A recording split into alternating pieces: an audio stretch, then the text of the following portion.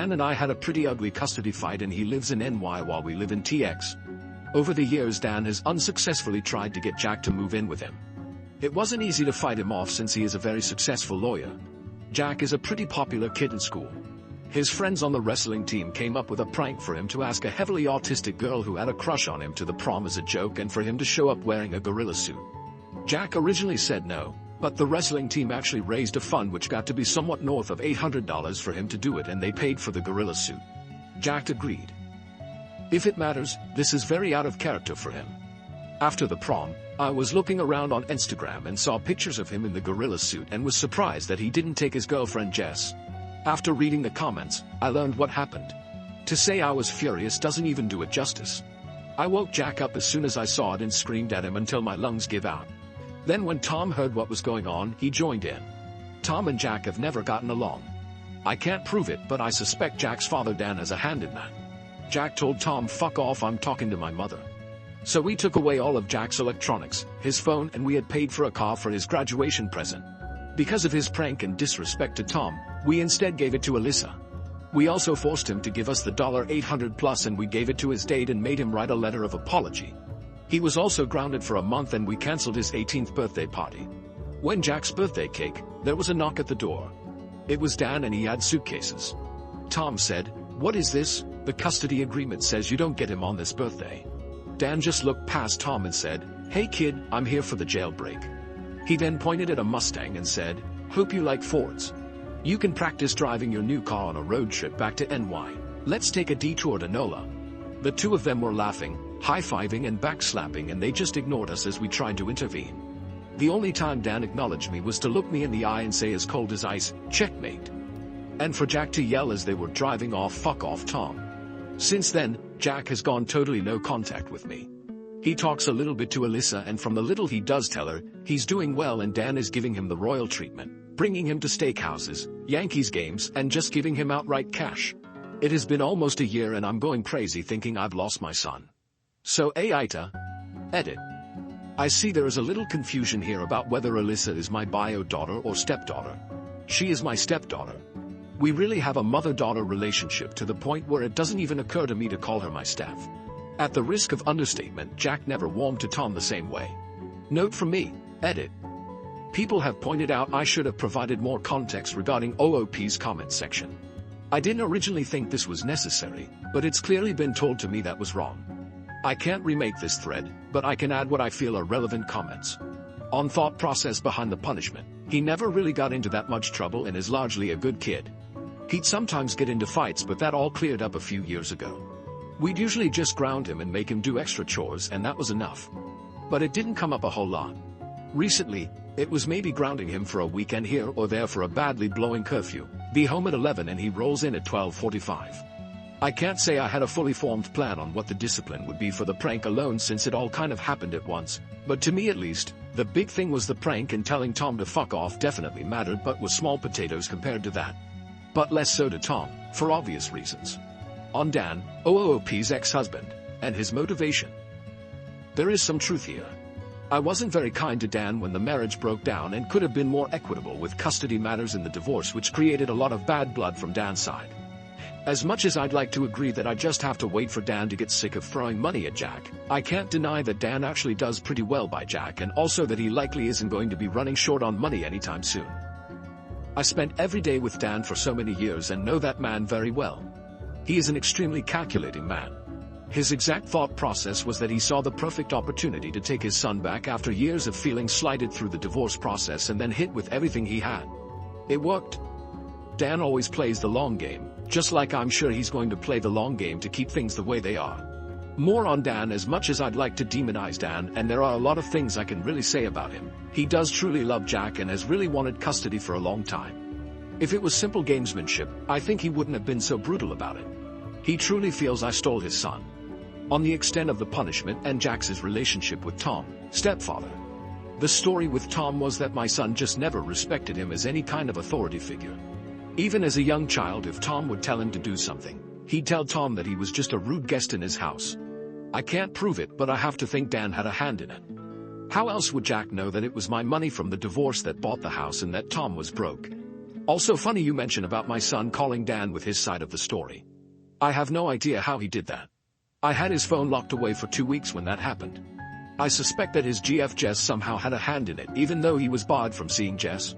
Part of the reason I think that is this arrangement works out so well for her. She is going to NYU for college and somehow Dan pulled some stunt to get Jack into Temple in Philly, so they take turns spending weekends with each other in either NY or Philly. Dan's Instagram post from last week was the three of them having dinner together at Peter Luger's. On money troubles and child support issues, I just feel so stupid. I know Dan. He has been waiting years for an opportunity like this and I handed him the perfect storm. I am not proud of it, but I did not treat Dan very well towards the end of the marriage. To be clear, I never cheated on him though. But he has hated me since then. Also, since he doesn't live with me anymore, child support is terminated. We divorced in New York where child support goes to 21. I don't know how I'm going to make next month's mortgage. Dan is a very high earner, so it was a big check. He can actually go after me now for child support and my lawyer tells me he has already filed the paperwork for that. More on child support. Tom is on disability. I knew I'd have a problem in 3 years when Jack aged out of child support, but I was hoping Tom would be back to work by then. Unfortunately, I am very familiar with the way child support works. You have a number for household income which gets negotiated after it gets to a certain point because the law says you stop counting dollar for dollar above a threshold. Then after that total is arrived, you split by relative income. I do pretty well, but not like Dan. I used to do better before COVID. At the time of the divorce, I won a very high household income split. It was good for me back then since he had to pay me. Now I have to pay Dan my portion of that very high number. So I get the double whammy of losing the checks I was getting and now I have to write big checks his way. On Tom and Jack's difficult relationship. I tried to introduce Tom slowly and things started out okay. They were never warm but it was peaceful. Things started getting rougher when Tom moved in. He had an accident at work and got behind on bills. It was a little sooner than we would have liked, but Jack had known him for a year at that point. It started with little things, like Tom telling Jack to clean his room, or put away his plates or mow the lawn. Jack just wouldn't do it. I'd noticed that every time Dan flew down to spend a weekend with Jack, it got a bit worse. I remember a few years ago overhearing Jack on the phone call Tom my pet loser. A phrase I know Dan has used about others before. When Jack was 16, there was one time that Tom's back was hurting and he told Jack to warm him up with a plate of leftovers and Jack was playing a game and told him to get it himself. Tom unplugged his Xbox and then Jack said, "This fucking guy, he stays here for free, eats free food and now even thinks he has a butler. This isn't a fucking hotel, Tom, you can't afford one." Then another time when Tom told him to mow the lawn and Jack said, "Don't tell me to mow the lawn at my own house, you mow the lawn and make me a sandwich when you're done." Jack isn't like this with anyone else. He's usually very kind, quick-witted and gracious. The thing that freaks me out is that he is almost exactly like his father. If he likes you, he'll be as debonair and smooth as can be. But if he doesn't, he really doesn't. And he truly hates Tom. More on their relationship. The end of the marriage wasn't pretty. I have to take responsibility for that, and the divorce was very contentious. Following that, there was a lot of bad blood, but it definitely got worse once Tom entered the picture. Tom once made a Facebook joke about how he wishes they would bring back paddling in schools. To say Dan went nuts does not cover it. He literally got on a plane immediately from New York, busted into my house and started making all kinds of accusations and threats against Tom. Tom had to literally lock himself in the bathroom and escape out the window because we all thought Dan was going to do something crazy. Following that, I had to spend the next 2 years in litigation proving that Tom never has and never will lay a hand on Jack. Jack has also been rubbing it in Tom's face that has his father's permission to defend himself against Tom if he ever wants to get old-fashioned with him. Jack is a 6'2" wrestling champion and MMA hobbyist. Tom is a 50-year-old man with a bad back half his size and they are both keenly aware of it. If Tom ever laid a hand on Jack, I'd see to it that he'd be in jail. But I suspect his first stop from any such encounter would be the trauma ward. Yet more on their relationship. There is a little culture clash between Jack and Tom. Tom is an old-fashioned Texas man where he believes kids should do what they're told. Jack grew up in Manhattan. Believe me, Tom has way dialed things down from what he'd normally do, but he does believe that kids should listen to adults and help out around the house. He realizes that there is a lot of tension and that his usual approach isn't going to work, and I have even told him that if he tries it, I won't be able to maintain the marriage if he can't find a way to make a peaceable home with my son. After I told him that, he mostly just tried to step out of any kind of parental role. But sometimes, he'd still tell Jack to do something and Jack would react very badly. Jack acknowledging his wrongdoing, but still feeling the punishment was way too harsh. Thanks. He has blocked my number. Alyssa does still talk with him a bit since they had a cordial enough relationship. She even offered to give him the car back to make peace. He told her to keep it since he has a better car now and told her that he doesn't have any bad blood against her. For a while he was telling her that he'd never forgive me. He appreciates that he did wrong, but that I took it way too far by taking the car away and because I wouldn't let him see his GF for a month. The last time Alyssa brought it up, there was some movement on that. He said maybe sometime in the distant future, but not for years. So Alyssa is acting as a bit of a back channel. However, she's still so young and I don't like asking her to be in the middle of it, which must be hard because it really pains her how she sees Jack as a big brother and how bad Jack's relationship is with her father. OOP on apologies and potentially fixing this. I don't know if I agree with all of this, but for what it is worth, I have tried offering apologies. He has blocked my phone, but I sent him emails where I apologized for giving his car to Alyssa, for screaming at him, for trying to force a relationship with Tom on him and for taking the money. He has never responded. You do have a good suggestion though, apologizing to Dan. Dan hates me. To take some accountability, the reason for the divorce is I didn't treat Dan very well during the marriage. He resented the custody schedule. He thought the child support was far beyond what was needed to support Jack, and he made no bones about the fact he considered me to have stolen his money and his son. But with all that said, the worst he can do is hang up on me. Update: I was denied an official update, but a few of you cared enough about all of this to ask me for updates periodically, so here it is. On the advice of some of the posters, I reached out to Dan to see if he'd be willing to consider brokering peace between me and Jack. About a week later I got a response telling me to meet him and Jack at a cafe in Manhattan. He arranged a 6 a.m. flight and put me in a dodgy hotel in probably the most dangerous neighborhood in NYC. I arrived and saw Dan, Jack's GF Jess, and his friend from a past firm, Jonathan. I noticed Jess had an engagement ring on her finger. Jonathan said Jack has a claim against me for stealing the $840, and until that is resolved, I am not to contact him, but to only contact Jonathan. I told Jonathan that's the money his friends paid him for the prank and that I gave to the girl. Jonathan said he was aware of the circumstances, but nonetheless it wasn't my money and under the law it was a theft and Jack has a legal claim against me. I said I don't care if it was against the law, Jack had no right to that money and they could sue me if they wanted. Jack said, "You locked me up in my room like a prisoner for a month, took the car bought for me with Dad's child support money, took the money and berated me for hours on end. Unless you're going to give me the car, this is the only thing you can undo. You said you wished we could have handled it better, so here is your chance. Or was that just bullshit lip service?" I told him I was sorry, but I can't do it.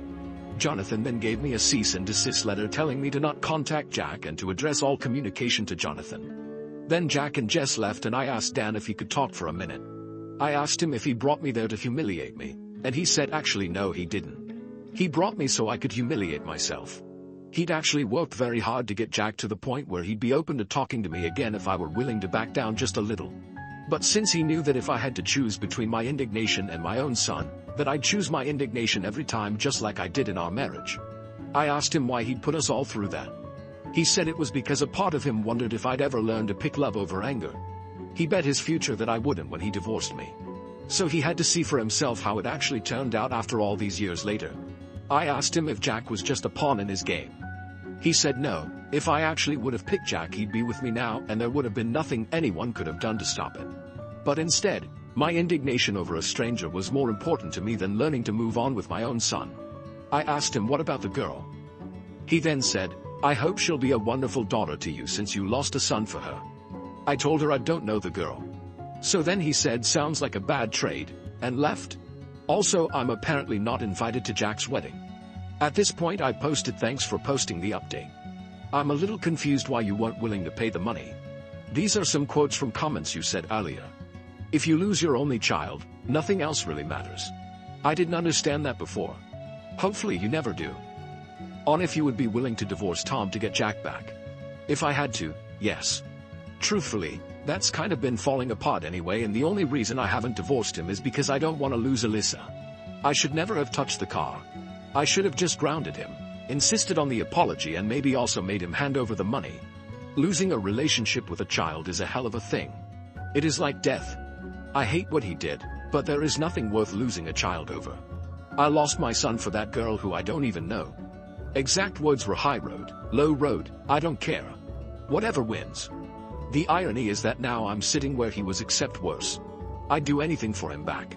So after all that, you weren't willing to give Jack his $800 back. Where is the disconnect here? If you are really willing to do whatever it takes, then why weren't you willing to do this? And her response: I was so angry. I am still so angry. He was sitting there, smug as can be, with his little girlfriend, my ex, and my ex's best friend there as his lawyer. At that moment, I just couldn't. The whole thing was to humiliate me. They stuck me in a crack den of a hotel, made me trek all over New York, then they all show up laughing and backslapping, and the lawyer tells me I can't talk to my own son unless I pay him $800. I just don't even know what to do anymore. Dan reversed the polarity on the child support, and I'm now a few months behind on the mortgage, and the hole gets deeper and deeper. I placed my house for sale on the market. I'm just at wit's end. Now to the next story, story 2. I lost points in an English class debate for stimming, which my teacher found distracting. As someone with ASD, this felt unfair. I'm gonna sound annoyed in this post because, well, I am so mad about this, mainly because of both the conversation after as well. We had a debate in my English class. Okay, great. I need better skills in public speaking. I'm fine that I lost points from bad speaking skills, but what I'm mad about is the fact that I lost points on stimming. I didn't even know that was something he could take off, but he did. And that just seems unfair. He said it was distracting and he couldn't focus on what I was saying because I kept rocking back and forth and slightly punching the podium, which made too loud of a sound, etc. I don't think this is fair, like at all. And maybe I'm overreacting. Maybe I'm upset over nothing. I talked to him today, stating some things and stuff and getting clarity and asking for extra credit and stuff. He said that I need to present myself better, and I need to make eye contact, stop stimming, and just socially act my age. Which I think it is uncalled for. I'm diagnosed with ASD, I have an IEP for that, nothing academic related, this is an honors class. Anyways. Again, maybe I'm just making it a bigger deal than it is, or being a crybaby. I've cried for the past 3 hours over the last 2 days on how much I hate myself, that I can't be normal. Is this fair? And what should I do? Comments from OP. I'm not technically failing the class now, but it definitely feels like failing. My grade went down from a 90 to a 79. I can't take dual enrollment without an 85 or higher. This is just honors English, too. However, I've been telling both this teacher and another teacher about how I want to take the criminal justice dual class. I have everything to take the class except if I can't get this English grade up. Plus, I basically planned my whole life out, and the only time I can take the dual class is next semester if I want to take the APs I want in senior year. Which may be why I'm so butthurt over 4 points that I lost from stimming. Cause that makes a difference.